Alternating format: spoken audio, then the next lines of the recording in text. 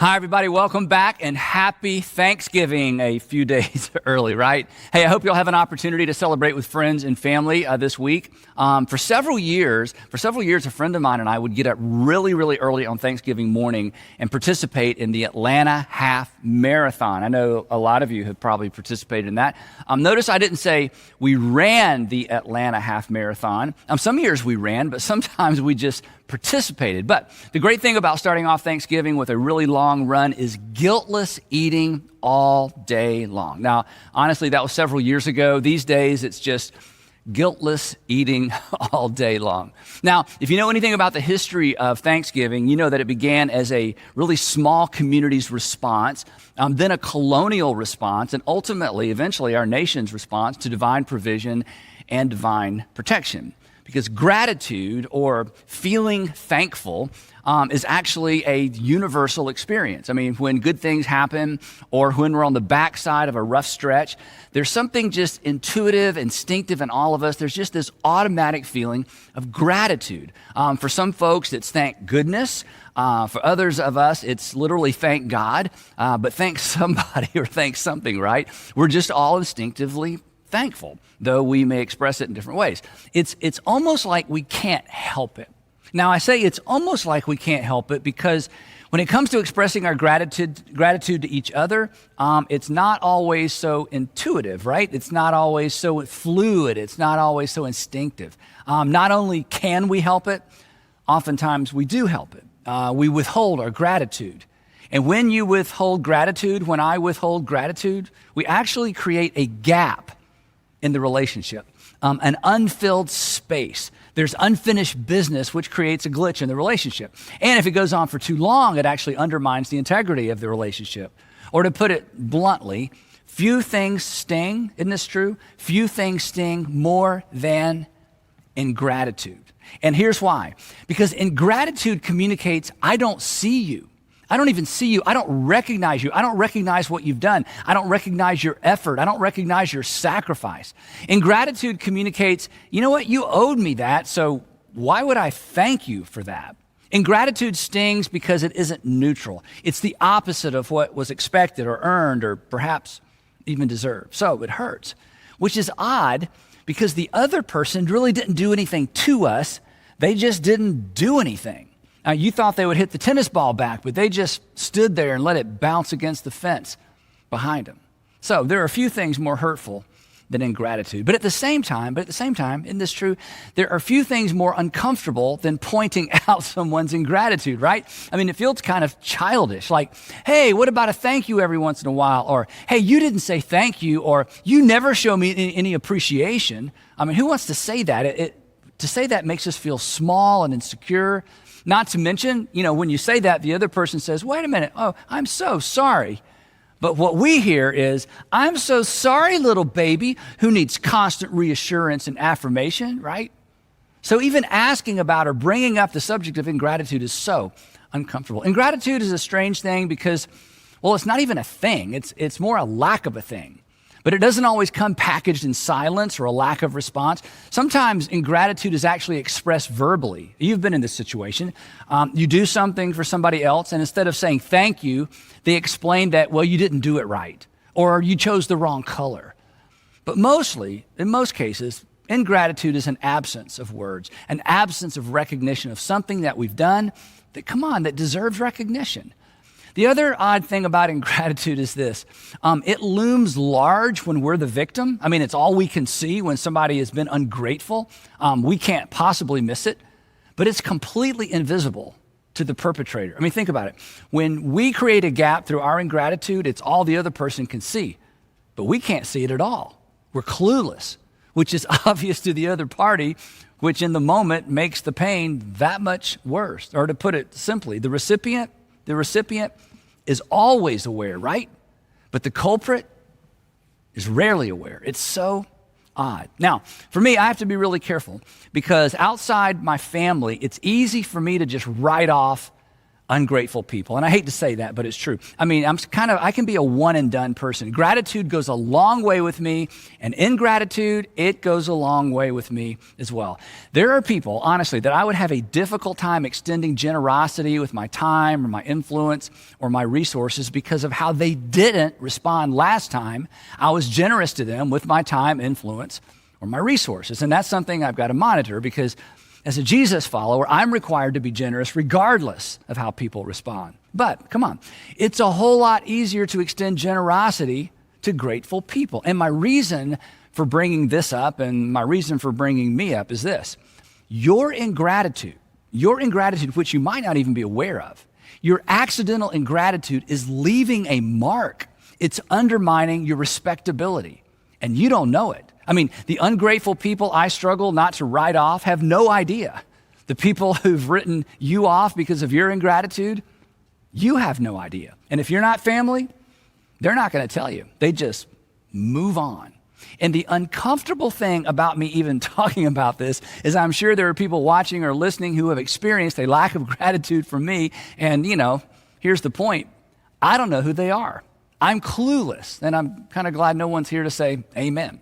Now, many years ago, when I was starting off on my quest to become a good organizational leader, I had the opportunity to meet with a pretty high-profile business person for lunch in the Atlanta area. It was a friend of my dad's. That's how I got the lunch. I was in my late 20s, and I only remember one thing about our conversation. And it was not what this gentleman intended for me to remember. In fact, I bet he doesn't even remember saying this. But as you know, negatives are generally stickier than positives. I knew he had a meeting in his office right after our lunch, and we were going a little long. So I interrupted him and I said, hey, I know you've got a meeting to get to. And then he interrupted me, and here's what he said, and I'll never forget it. He said, no problem. They all work for me. No problem. I don't need to rush back. They all work for me. This is my only takeaway from that lunch. This was so offensive to me, and I didn't even know any of the other people. But when he said it, I made a decision.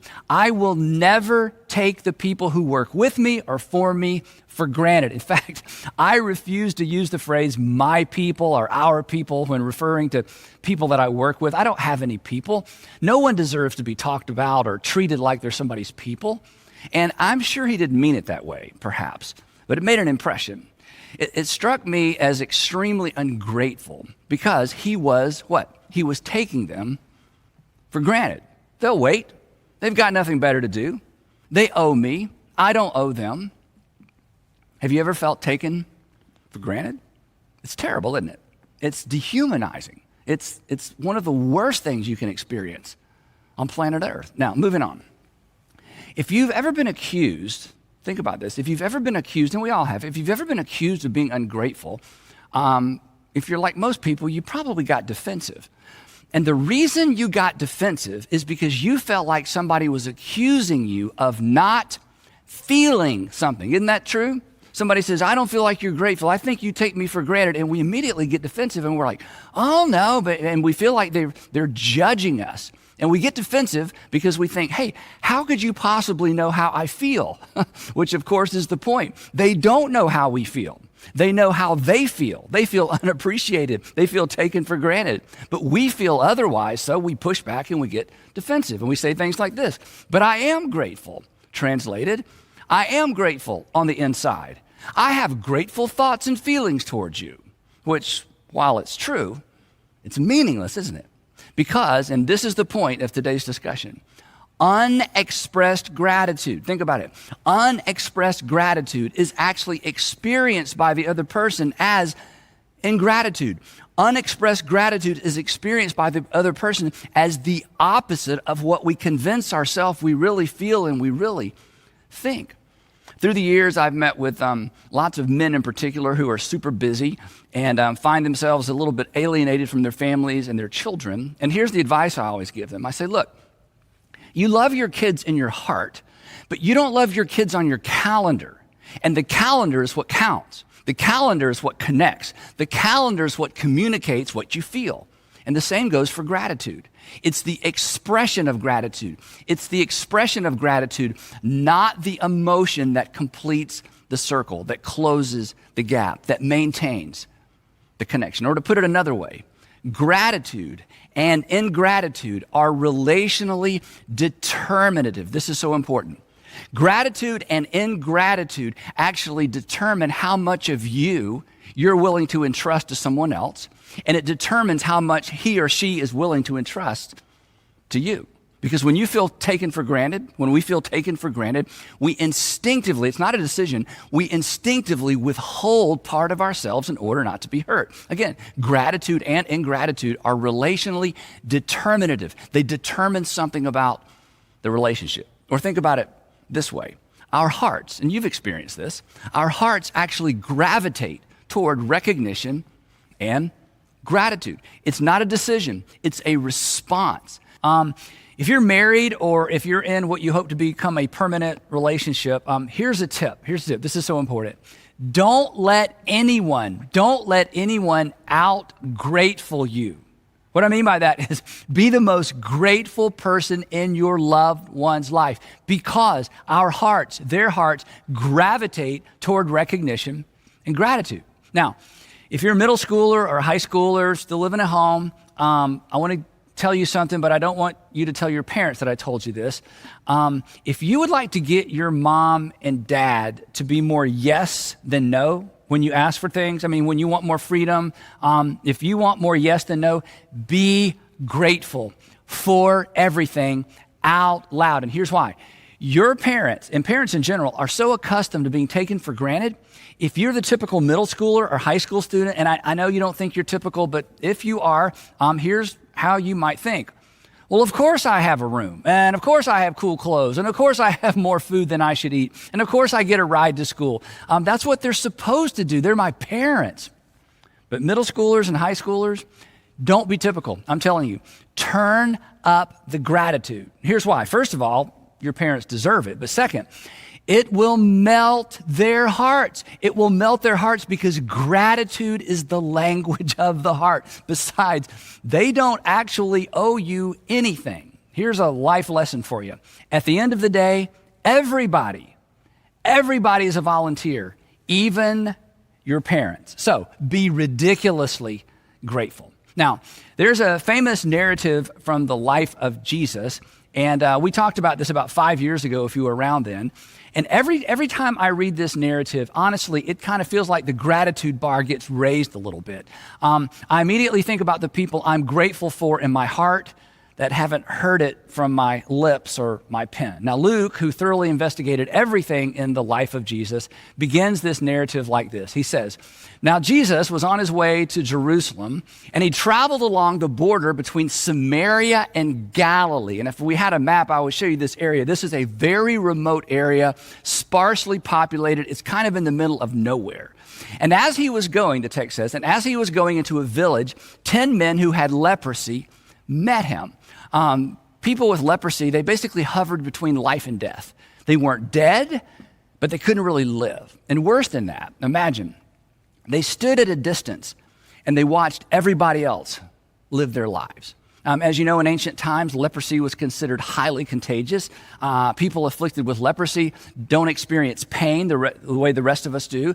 And in a culture, this is the part we can't really understand sometimes, in a culture that required physical labor just to survive, this often resulted in injuries that either went unnoticed or unattended to. So their bodies would visibly deteriorate over time. And the law actually required somebody who had leprosy to live on the outskirts of town in a designated area. And anytime they came toward town or came toward civilization, they had to warn people that they were approaching.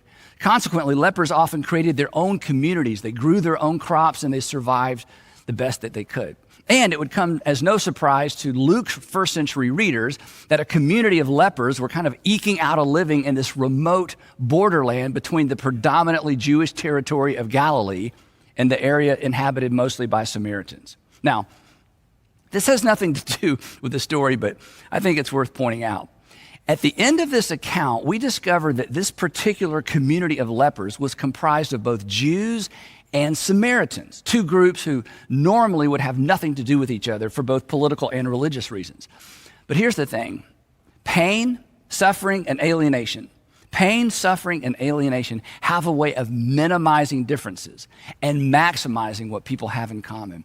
When people need each other, politics and religion, they are just not front burner issues. Just a thought. Anyway, Luke continues. He goes on and he says this, these lepers, the 10 lepers, they stood at a distance with their faces covered because they had to cover their faces, which sounds familiar, right? They stood at a distance with their faces covered and they called out in a loud voice from a distance, Jesus, Master, have pity on us. I mean, they're basically out in the middle of nowhere. He's in this little tiny village. They have apparently come into the edge of the village to get supplies. They recognize it's Jesus. They knew him by his reputation, and they call out Master, which was really unusual because this was a term pretty much reserved for those who were continuous followers of Jesus, his disciples, and clearly they were not. But desperate times call for desperate measures, and if he could do what people said he could do, he was their only hope. And the text says, Luke says that when Jesus saw them, he shouted out, he shouted back to them, go, which was not really what they were expecting. I mean, that's what they'd heard for years. Go as in go away. But here's what Jesus said. Jesus said, go and show yourselves to the priests, which they must have thought, go and show them what? There's nothing to show, and besides, the priests aren't all that anxious to see us. In fact, nobody is. But Jesus had a triple intent here. According to the law, anyone with any kind of skin disease after being quarantined had to go to a local priest to be given the all clear before they could go back into society. The implication was by the time you get there, when Jesus said go, the implication was Jesus was saying by the time you get there when you go, when you see the priest, you're going to get the all clear. But there was even more to it than that. Imagine this. When 10 healed lepers show up, the priest would certainly ask how all 10 of them were healed, and that would be an unprecedented event, and it would clearly be a miracle, which again would add to Jesus' reputation. It would be impossible to argue that something extraordinary hadn't happened. And here's the third thing. Their willingness to go before anything had changed would certainly be an expression of extraordinary faith in Jesus. And if nothing changed on the way, it would make fools of the lepers. So there was a lot at stake, and there was a lot behind this request to go. So if you're in their situation, what do you do in a situation like that? It reminds me of the advice that my great-grandfather gave my father when my father was a teenager. He said this. He said, grandson, if God tells you to run your head through a brick wall, start running and trust God to make a hole.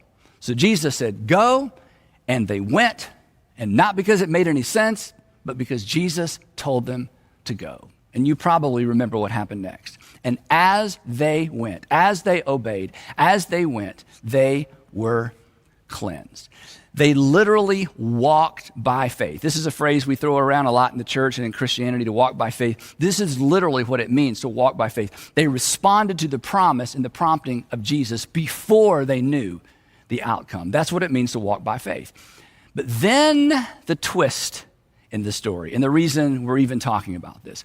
One of these lepers, when he saw he was healed, he turned around and he came back.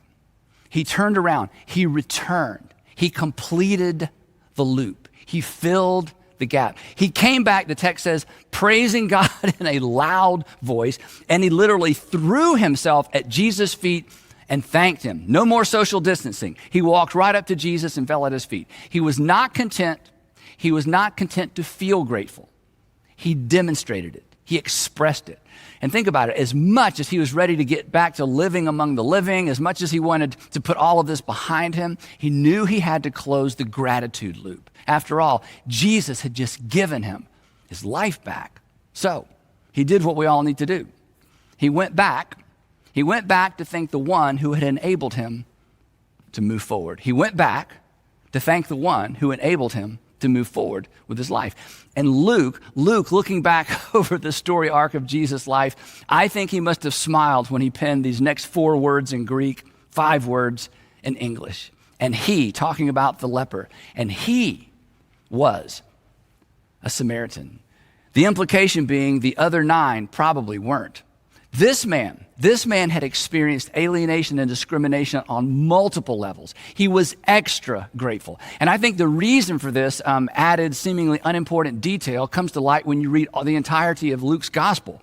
Because over and over in his gospel, Luke highlights Jesus' encounters with outsiders, people that his first century audience would never expect Jesus to have anything to do with. And over, it was the outsiders who expressed the most gratitude. They were not confused about how undeserving they were. Their pride and their busyness did not get in the way of their effort to close the gratitude loop, especially with Jesus.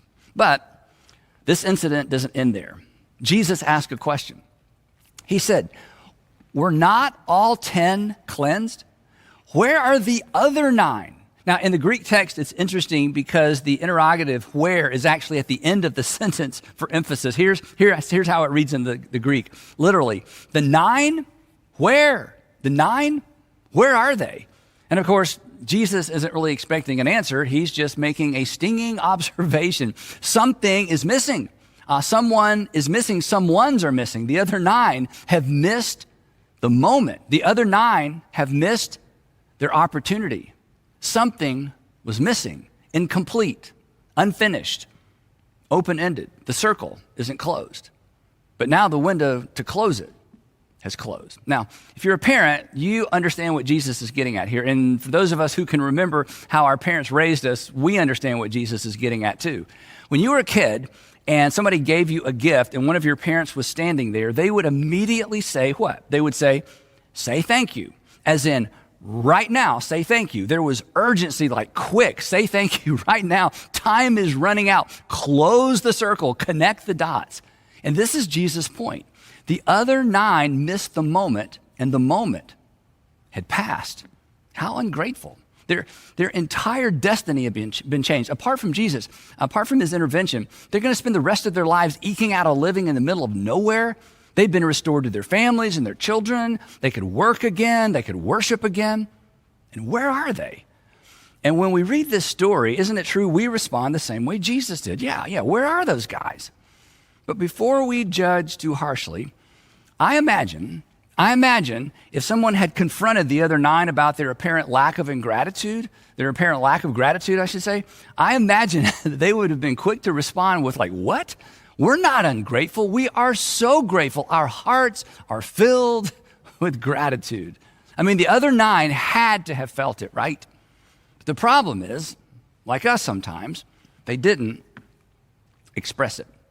And Jesus, like us, was baffled. And he asked, has no one returned?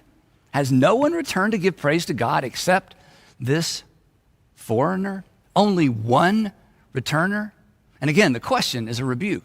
And it also implies that the other lepers may have been Galileans like Jesus rather than Samaritans. Then he turns back to the one who returned and he says once again, rise and go. And of course, this is the second time he's told him to go, but this time there would be no reason for him to return. The circle was complete. And then this final statement, your faith has made you well. So as we wrap up, I want to make 3 quick observations to carry with us throughout this next week. The first one we've already touched on, that unexpressed gratitude communicates ingratitude. There is no neutral ground, and our feelings don't count because our feelings don't connect. Our feelings of gratitude don't close the loop. Worse. The gratitude we feel, think about this, the gratitude we feel but don't express is felt by the other person as the opposite of what we're feeling.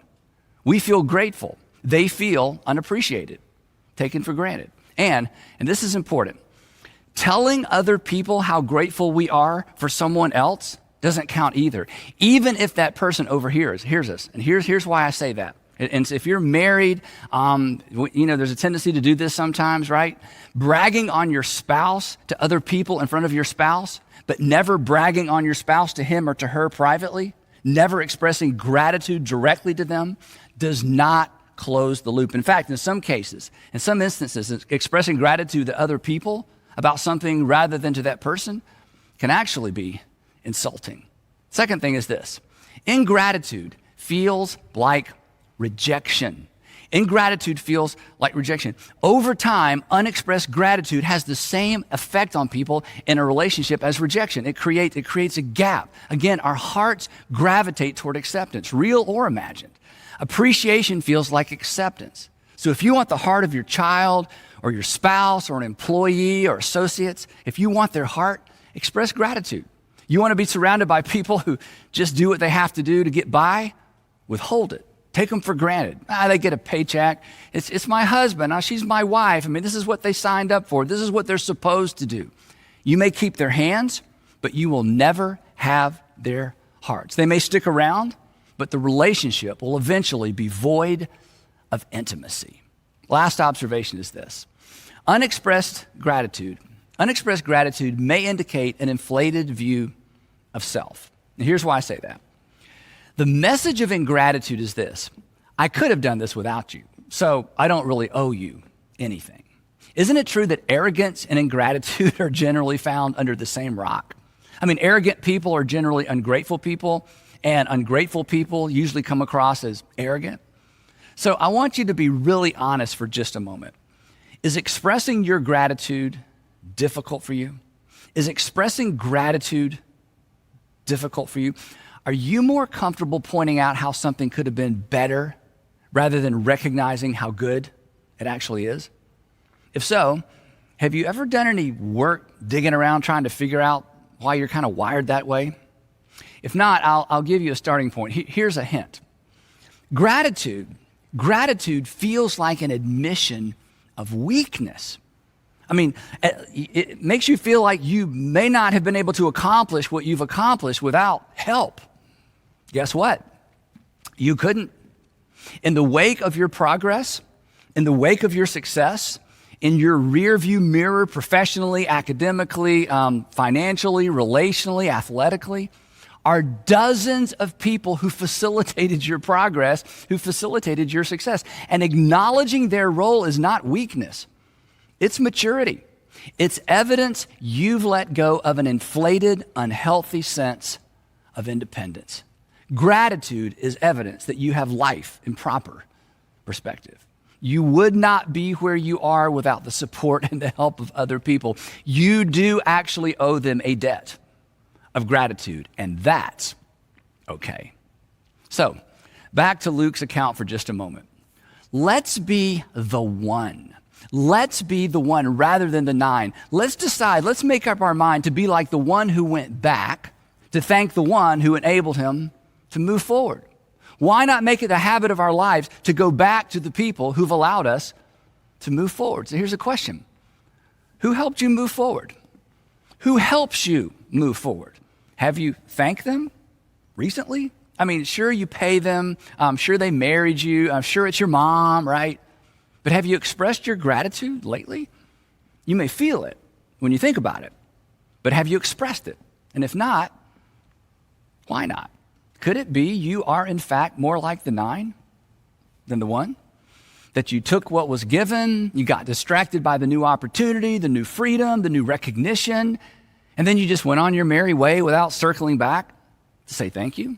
If somebody told your story, or when somebody tells your story, will you be the story of the 1 or the story of the 9? And here's some good news. You get to decide. But you decide that story one expression of gratitude at a time. Gratitude that we feel but don't express is simply ingratitude by another name. So let's close the loop, right? Let's get in the habit of circling back. Let's be returners. Let's decide today to be the 1.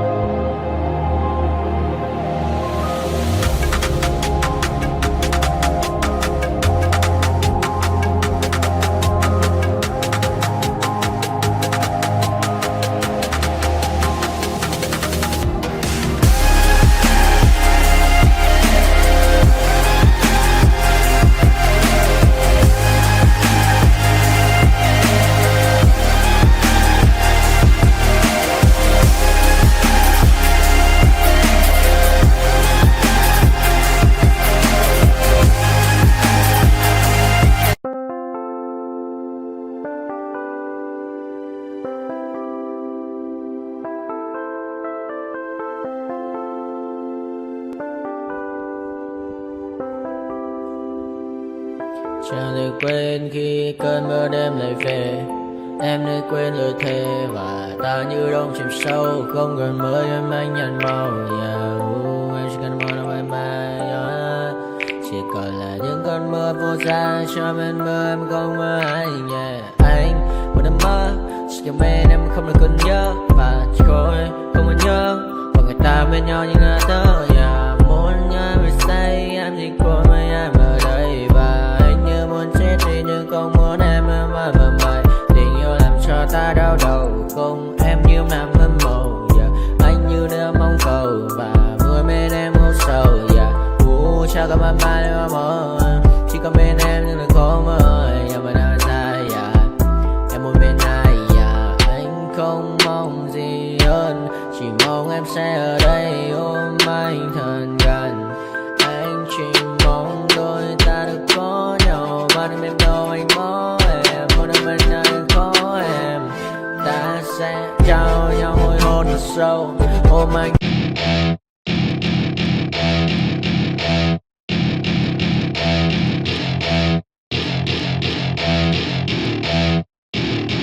Welcome to my party, we're just getting started. A life is a dream or a nightmare scarring. Hand me a drink cause I think I'm going all in. Get me a shrink who can catch me when I'm falling. Cover up my scars, flip the handlebars. Crashing in my car, wake up in a bar. I'll be a superstar, just on my avatar. This world is so bizarre, empty out the reservoir. Yeah, I'm taking 6 shots, yeah, straight to the face. And I wanna get lost, I'm sick of this place. Don't know how to stop when I'm feeling this way. So I'm taking 6 shots till I'm feeling okay. I think I'm going crazy. Don't think I'll get home safe. So I'm taking 6 shots, all straight to the face. I'm taking 6 shots, are you coming with me? I'm taking 6 shots, yeah, straight to the face. And I wanna get lost, I'm sick of this place. Don't know how to stop when I'm feeling this way. So I'm taking 6 shots till I'm feeling okay. I think I'm going crazy. Don't think I'll get home safe. So I'm taking 6 shots, all straight to the face. I'm taking 6 shots, are you coming with me? Sometimes you need to let loose, grab juice, get goose, tattoos, taboos, get screwed. Loosen up, buttercup, all those hate comments will never make you feel enough. We're all adequate graduates, heart full of calluses, but we know calculus. Damn, ain't that fabulous? Can't wait to apply all those mathematicus. But we can't.